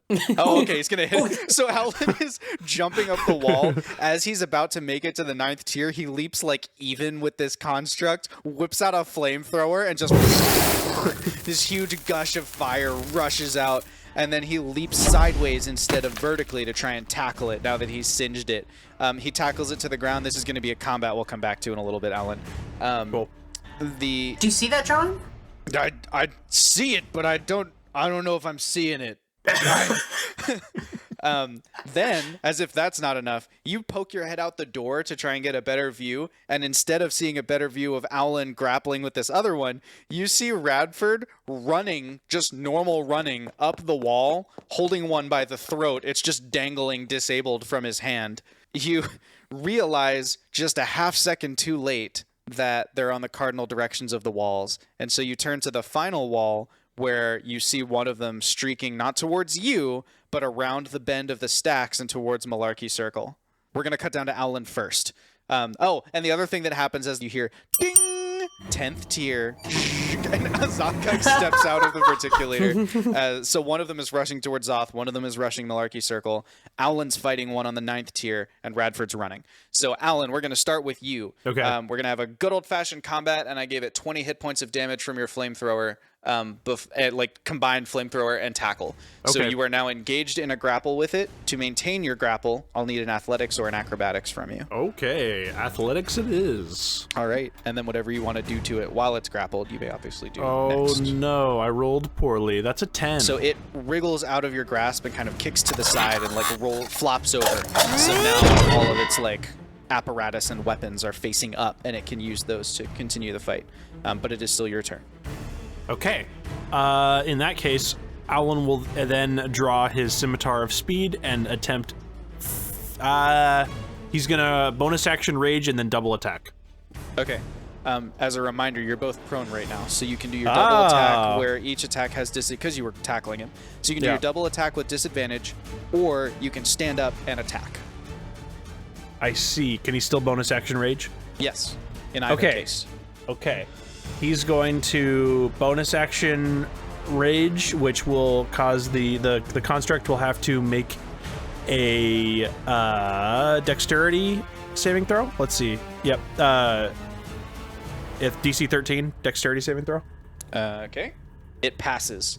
Okay. The construct kind of whips to the side. So yeah, Alan, when he rages, as was kind of discussed a few sessions ago, now when he rages, his eyes like kind of crackle lightning, and like a storm cloud kind of emerges around him, and his wings are now more like a crackly lightning instead of like an ethereal glow, and a lightning bolt misses the robot as he dodges out of the way. But then now Alan will stand up and do one attack with the Scimitar of Speed. Great. Nat 20. Let's see if it confirms. Nat 20. Confirmed. Confirmed nat 20. You hit that thing real hard. Okay, that is 15 damage. Dang, you hit it really hard. Thanks. The sword slashes along the side of it. You get the feeling as you watch this hit that the armor on it is particularly resistant to like edged cuts and things like that. Oh, that's what Alan feared. The construct rolled a 13 on its first attack. Does that hit you? Misses. Okay, so the construct takes just a straight up swing with an iron fist, and it misses as Alan kind of steps back out of the way. The next thing it's going to do is at its feet, a little like compartment opens at the ankle, and in all 360-degree directions, poof, little caltrops shoot out of it, making the ground difficult terrain. If you move towards it to attack, you will take just 2 hit points of damage, like basically to move through that terrain. But I'm already in melee range, so I don't have to move. If it moves away, I'll have to move towards it and take damage. Which is what it's about to do. Is it's going to step back from you. Having left caltrops on the ground, it's now stepping back from you to like kind of regroup and recenter itself. So that's pretty much what's happening. What type of damage will it be? It will be piercing damage. Oh, okay. He's raging. It's fine. 2 piercing damage. So you'll take 1, I think. Yeah, exactly. One damage. And that is its turn. So go ahead, Alan, and take another turn. Alan is gonna basically, like, with his eyes still like crackling lightning, he's gonna like kind of like eye the robot and eye the ground and just kind of shake his head and take another step forward. Only take 1 damage, and then he's gonna triple attack. Okay. With the Scimitar of Speed. So first one is like a 25. Second one is a 19. Third one is only an 11. Okay, 2 hits and a miss. 4 plus 10 is 14, plus 4 is 18. 18 damage. And then on its turn, it's going to take the disengage action. So it's going to step basically 10 feet back from you, just continuing to force you to take that 1 point of damage to run towards it. And then it's going to lift up its arm, it twists to the side, and it fires a guiding bolt at you from point blank range. Ooh. That's not good. Alan, it rolled a 17 to hit you. Does that hit? That hits, yep. Okay, so it hits you. You take 4d6 radiant damage, which you may roll yourself. And the next attack roll against you... Yeah, the next attack will have advantage against you. Dang, I rolled really well for their damage. Darn. That's 17 damage. Rough. Alan takes 17 points of damage. So Zoth, or not Zoth, Fox, who is now kind of watching from the higher vantage point. You see this thing point blank. Like Alan hits it with a flamethrower. They spar a little bit, and then this thing just steps back, raises an arm, and this huge like white laser looking thing shoots out of it and into Alan. And that will bring us back to Alan's turn. Alan, in response, Alan is going to draw his flamethrower Eldritch Cannon again and shoot it at him. So he has to make a dexterity saving throw, DC 14. It rolled a 14. Attacker wins in a tie. So let's go. So 2d8 fire damage now. That's the wrong dice. What is this a magical effect or is this a spell that it's casting? This is something that Alan constructed because he is an artificer. So he constructed it during his level up period. When he shoots it, it like it has like the little it has fiery wings that he added for flare. Flare, haha. That it grows, but all right, 5 plus 5 is 10 fire damage. 10 fire damage. And it's like it's handgun sized. He's able to just draw it out and do that. It scout of flame rushes out, and it leaves some visible singe marks. It's looking pretty scratched and singed at this point. It's not like out of the running, but you're pretty sure it's becoming structurally compromised, as an artificer would say. And to almost confirm this, that's the end of your turn? Yeah. Yeah, so almost to confirm this fact, it kind of its arms kind of retract into themselves, and you hear a little click, and it begins to glow orange as it activates a cipher, and it jumps and just continues going upwards. It has used a cipher of fly on itself and is ascending from the 9th tier. It's going to try and make it to the 10th tier, which it can do in 3 rounds. So you've got now 1 turn to try and bring it back down before it's at like basically the edge of a ranged attack. Oh, and I still have my jump. Yes, my you jump still have potion. jump, so you can leap up and try and grab it. Alan's gonna literally attempt to just like straight vertical, get him. Like, all right, grab him by the ankles, basically. Roll an athletics check with advantage, rather than measuring jump distance and speeds and stuff. Okay. If you grab him by the feet, please just pile drive him into the floor below you. Got a 25. 25. Alan successfully nice. grabs the creature. Now, fly can move other creatures, if it can support enough weight. So it's not going to be like you grab it and drag it to the ground, but you are still, you're holding on to it and you are part of the fight. That's funny. It is going to use a reaction to activate the electrify its chassis defense. Alan's going to make a Constitution save to take half damage. The Constitution DC in this case is 12. I only got a 9. 10 points of electric damage. Okay. And it's trying to shake you loose. It does not. Alan's able to hold on, but you do take some lightning-y. Okay. Alan's gonna try to rip a leg off. Okay. You can make a case for whatever skill you want to use for that. I would say athletics. All right, I can see that. Yeah. Keep one like hand so on you're just one leg, holding one and leg then as just... your leverage. Yep. Sure. You just flip up and push your feet in between them. That's pretty cool. I'm giving him the Fox treatment. Anyway. Ooh. That's a 16. That's savage. 16. Wow. I guess I'll give him. Got him. Just got foxed. Let's do. I'm gonna give him a Constitution save with the DC of 16. And with his 9, he's not going to pass it. So you do. You kind of sever the leg, and one leg comes off. Do you drop it or continue holding it?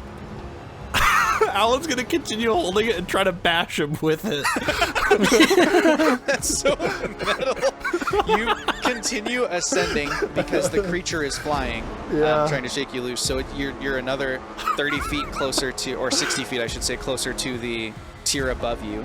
So the next round, you'll reach the 10th tier. Okay. So Fox, you're watching this thing get closer and closer. Alan rips its leg off. Radford is now close enough that he can see up in the distance ahead of him, Alan ripping the leg off of this creature. On its turn, to try and shake you loose, it's going to... Ooh. Hang on, I need to look up what a thing does. Yeah. So, Alan, as you rip the leg off of it, you hear another cipher click into activation, and the orange glow appears like normal. This is like kind of somewhere in its core. And then swirling out from that is this kind of like orangey silvery mist, and it's going to attempt to use Misty Step to shake you off. You are an artificer, and you have ripped off part of its circuitry that's functioning. So I'm going to give you an Arcana check to recognize the spell and use your Artificer's knowledge to go with it, to in some way get yourself into the range of Misty Step. This normally doesn't work. Misty Step would just drop you. But because of your already rage and beating it up and stuff, let's see if you've got the Arcana knowledge to do it. That's going to be an Arcana check with a DC of 14. All right. You just pretend it's its leg. 16. 16. So yeah, Alan's gonna try. Literally, I like what Wash just said. Alan's gonna try to pull himself up in a position to where he's just like a giant replacement for the leg that he just pulled off. So Nice. he's pulling himself up, like trying to be like, yep, my head is like goes in this socket right here, and it's like, I'm the leg, that's me. Okay. I'm gonna roll a d4 of lightning damage I'm the leg now. because you just stuck your head into open electrical wiring. It's the only way. 3 points of lightning damage. That's okay. That Alan means I just still have rage. connects himself to the circuit. Taking damage each turn is keeping Alan's rage on, so that's okay. More power. Yeah. Okay, it Misty Steps, and it is now above, like just above the 10th tier. And at this point, Fox, you're standing outside of Rumley. A crowd is gathering. Like, people are coming out of the bar. You can see on other pendants, people are like out watching this fight happening.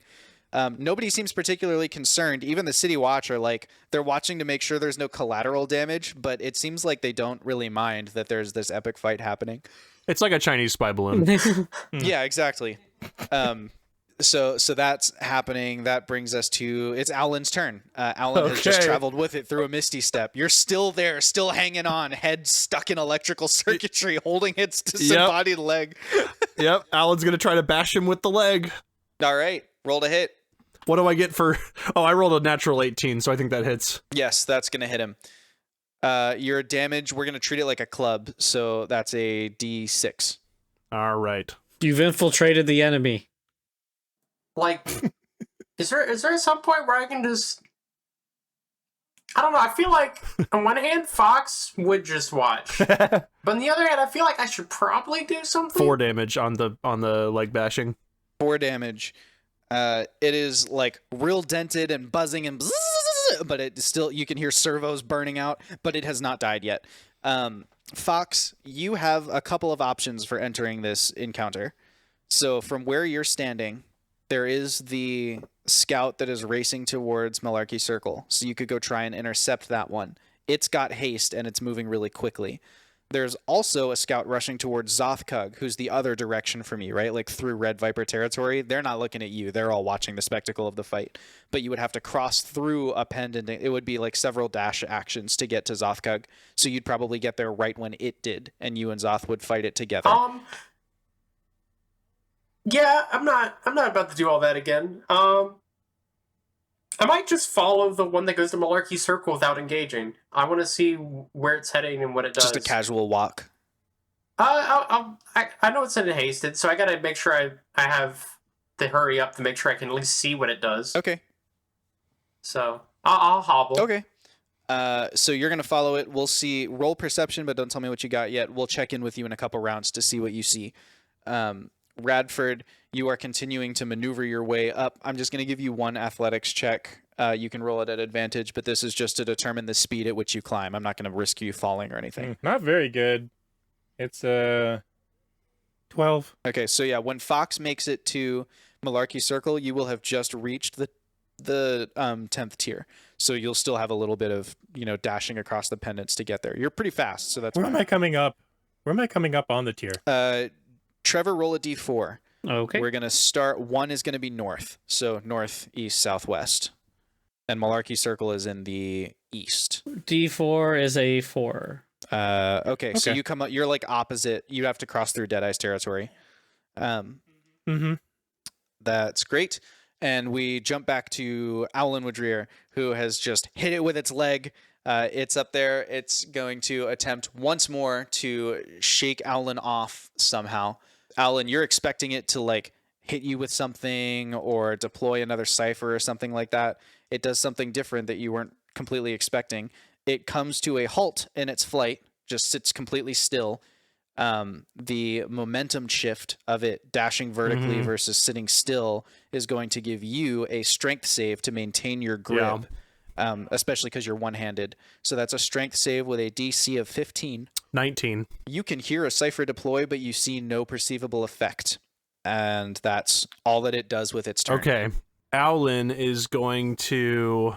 if he looks down real quick, are there any people? Like, if he dropped the leg now, would it hurt anybody? You can't see who it would hurt because it, like, at least the next 3 tiers, there's no arch, like, no bridge there. So it would fall a long way before it would land. Okay. Alan is going to drop the spare leg, and he's going to once again unholster his flamethrower, and basically, and it's not, it's a area of effect, it's a cone, it's not like an attack roll, so, but he's going to basically point blank it into the empty leg stump and pull the trigger. Like, try to just blast him with his flamethrower. So anyway, I just started blasting. It only has 5 hit points, so let's see if you make it.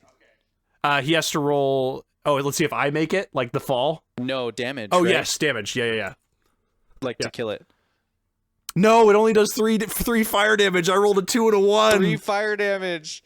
It's like because Wow. it's metal and the angle and everything's weird, and so like you get the gun up there, but to hold yourself in place, it like you can't quite hit it with the full force of the flamethrower. I It can't just believe gets I rolled a licked by 2 and a little bit of flame 1. going around That's it. insane. That's rough. That's pretty rough. Okay, so it is not yet dead.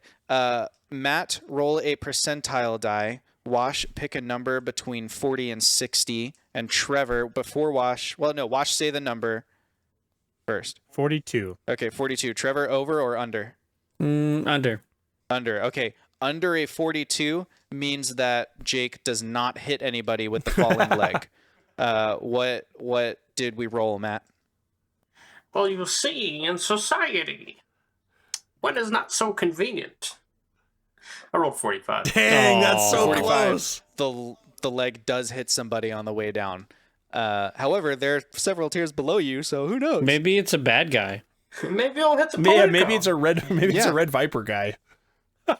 3 tiers down? I don't think so.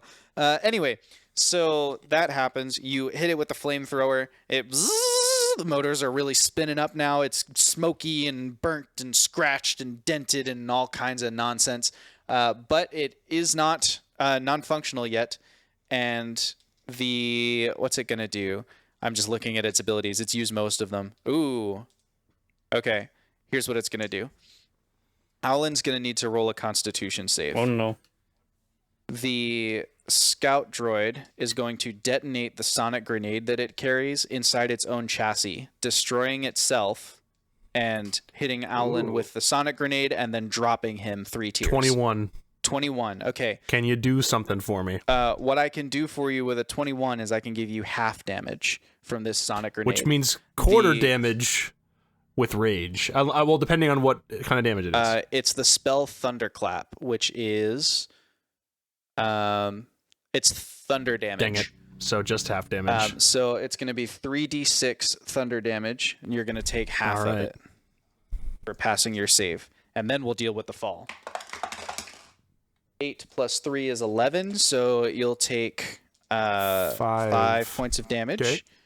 and then you're going to fall 3 stories. This is long enough that no, not 3 stories. You're going to fall 3 tiers. Each tier is 150 Okay, feet. so Um, Alan will at least be knocked out. He is still raging, so if that's bludgeoning damage, he'll take half.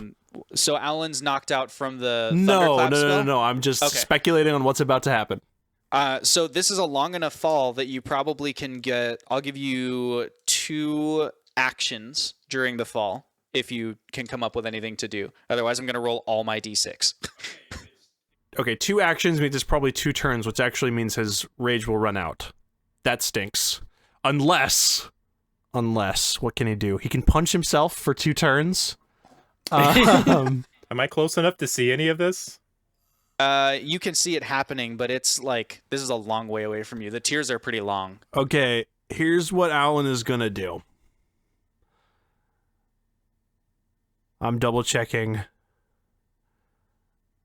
2 actions? 2 actions, I said. 2 actions. All right. All right, hear me out. Is I this got a an idea. shoulder angel midair? Alan's gonna turn and see Fox's shoulder angel midair. Alan's falling. What do I do? What do I do? All right, hear me out.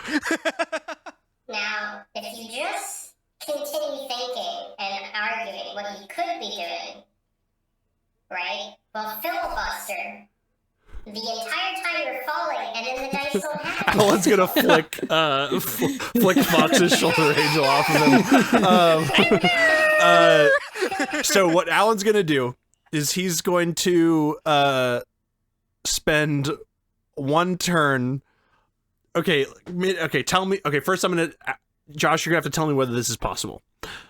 He's gonna take out his artisan's tools, aka artificer's tools, and a ball bearing, and attempt to use 1 turn. No, he's too far away. He can't. Never mind. What he's gonna do is he is going to literally punch himself in the face twice on the way down to maintain his rage.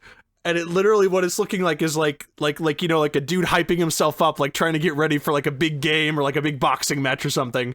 He's just like, hoo, because he knows that if with his rage, even though he's going to take some damage from punching himself, he's going to totally negate a lot of the hurt from this fall if he's able to keep his rage. That's the only chance he has of surviving. So, he was never within 60 feet of Fox, right? No. So Alan is gonna Confirming take that, 2 okay. turns, and normally his punch is 4 HP, a bludgeoning.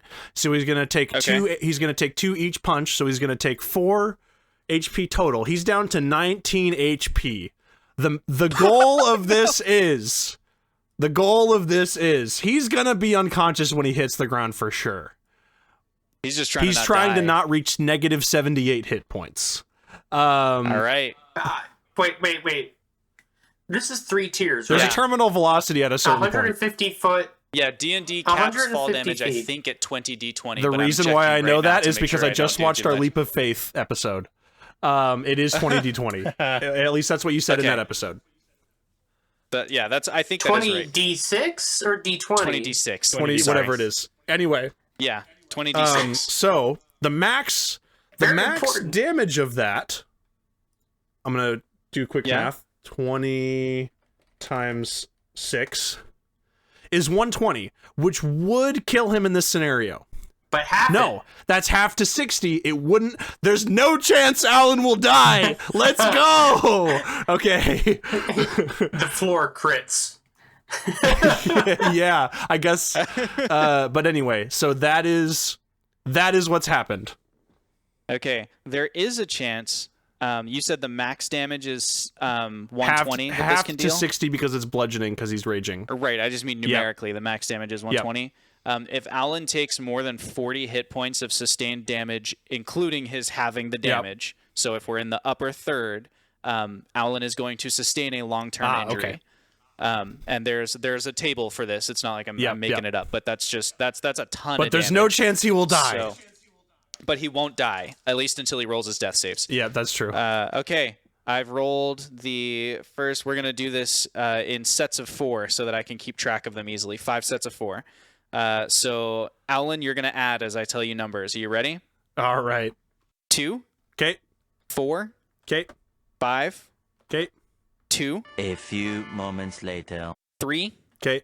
3, Okay. 5, 2 hours later, 3, Yep. 4. several bad puns later. Last set. 6, 1, 1, 3. All right. How'd he do? 81? That's what I came up with. 81 halved is gonna be 40.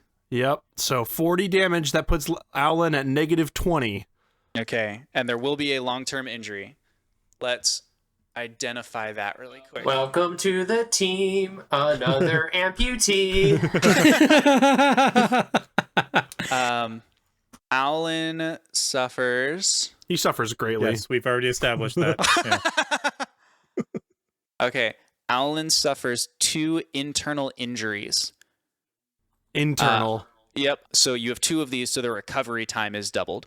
Whenever you attempt an action in combat, you must make a DC 15 Constitution saving throw. On a failed save, you lose your action and cannot use reactions until the start of your next turn. The injury heals if you receive magical healing for 2 days, or if you spend 10 days doing nothing but resting. So you would need 4 days of magical treatment or 20 days of nothing but rest to recover from this injury. Alan and Zofkug are about to become really good friends. You saying we're not already? Even better friends.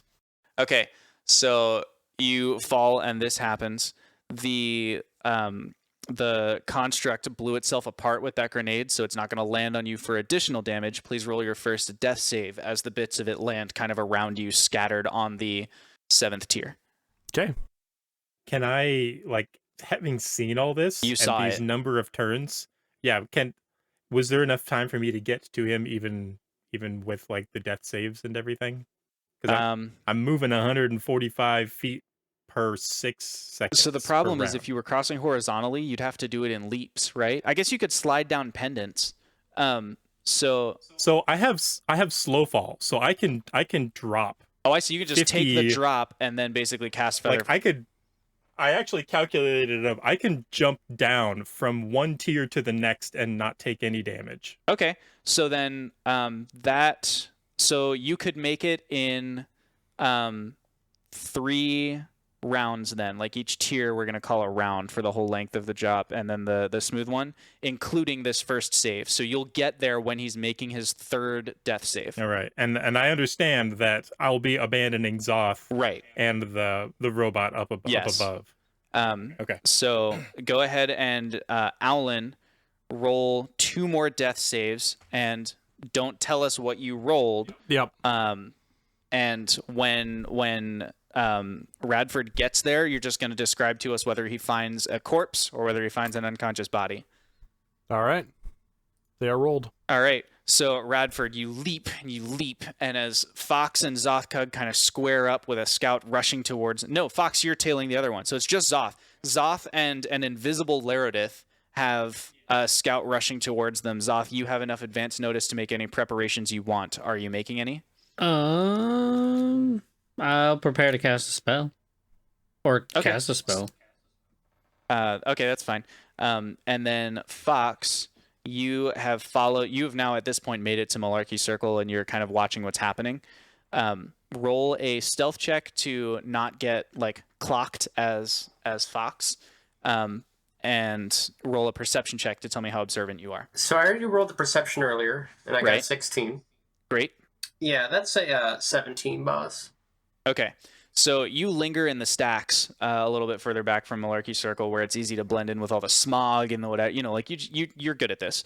The construct makes it to the address of Four Guys Ventures and Vibes, and its head expands vertically, revealing another set of sensors, and it begins just very slowly and meticulously kind of wandering around the pendant first, and then it goes into the Four Guys Ventures and Vibes location. And the Red Vipers who were just moving in, you see several of them ejected not out of the building but off of the pendant and like just flung into the opening. You then see it leave, and it's holding like an armful of Four Guys Ventures and Vibes weaponry that was left behind in the move. I'm going to have to intervene here. And okay, so you're going to try and interrupt it because it's about to leap off the edge of the pendant. The second when I saw people fall off, I'm like, all right, Okay. I got it. So then you get there the same time it leaves the door. So Okay. you have arrived. You hear in the back of your head, battle, battle, battle, battle, battle, battle, battle. It's battle time! Yes, glory!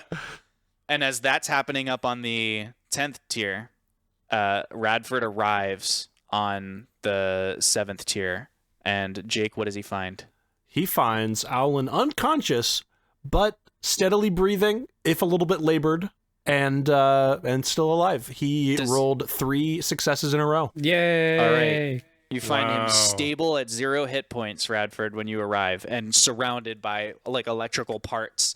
There is a crowd watching, but nobody has come over to address you. Even the city watch or the like Politico's watch for this tier have like kind of set up a perimeter, but they seem like scared to approach because you've got another one of these robots like in your hand, and they don't know if it's alive or not. Back up. Give him some room. They do. They comply. And I check him out, make sure that there's a pulse, and I tell them, the city's under attack, and I throw one of the robots down.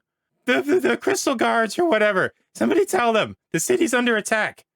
There's 2 more above, and I would like to make a medicine check, to help Owlin out with my brewer's kit. It allows me to involve alcohol to dull pain. Okay. So I'm just gonna take a little bit and pour some spirits out and kind of dab his wounds out, try to bandage him up as much as I can. Even though Owlin is unconscious, once his unconscious body gets a whiff of the alcohol, he like smiles a little bit. That's a 23 medicine check. Okay, you are able to clean his cuts, and I'm going to say that through some magic of your ministrations and your experience and maybe something herbal that you can put together and combine with the alcohol, you do get him to 1 hit point and he wakes up. I mix a brownie in. Yeah, there you go. Just a little bit. Owlin, 4 temporary hit points. Owlin, you are awake, but you are internally in agony. You have never felt this kind of pain before. It hurts to move, it hurts to sit, it hurts to look around. Your head is bleary, you've got like a migraine going on. But more importantly, you're pretty sure that you've got something broken as far as like maybe a rib or something like that. And you also are pretty sure there's a big cut on one of your organs inside as well. Do any of the pieces of the construct, have they been littered around me in any way? Like, did they reach the ground eventually? Yes, they're littered around your body. Alan's gonna like see Radford and like kind of smile. You did it, boss. And then Alan's gonna like slowly like point at one of the pieces of the construct and say, hopefully we have an audience with the queen now. And like and like lay back and just it hurts. So one of the 7th tier watchmen runs back to the verticulator, having seen your medallion that you're about the Gemstone Guardians business, runs back to the verticulator to send a message down, and you can see that they actually have a delivery method for urgent memos where the scroll case has a cipher on the end of it. He clicks the cipher and just tosses it out into the void between tiers, and it begins flying itself. And That's so it cool. like zooms downwards. Somewhere on the 1st tier, Wigbert, still trying to figure out his comedian problem, has this thing literally slide in and knock his other stuff out of his hands as this scroll takes its place. He reads it and hands it to the Gemstone Guardians, so they are aware of your warning that the city is under attack. On the top tier, Zothkug has squared up to cast a spell in enter combat. Fox, have you drawn Shadow Walker, or are you fighting one-legged? Like, what's your play here?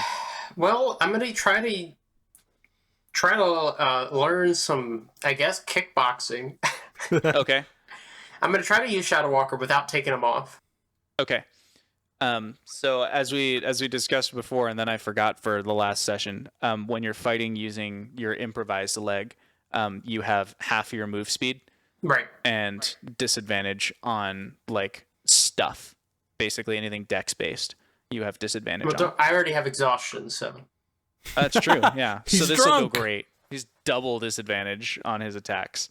So we have these two fights squaring up to happen. Radford is tending to Owlin. A message has been sent to the Gemstone Guardians. And on that note, tonight's Dungeons and Dragons session comes to a close. Hey, this is Radford. They tell me you can watch these goofballs live every Monday on... Hang on a second. Twitch.tv/Winged Badger Gaming.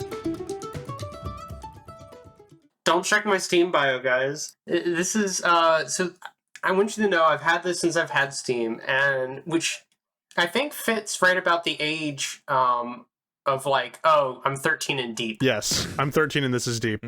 So, this is what I have. I'm ready. Society labels people insane because they are not normal. But isn't society in a way insane in itself for doing so? How profound. It is so cringe. That's the deepest thing I've ever heard.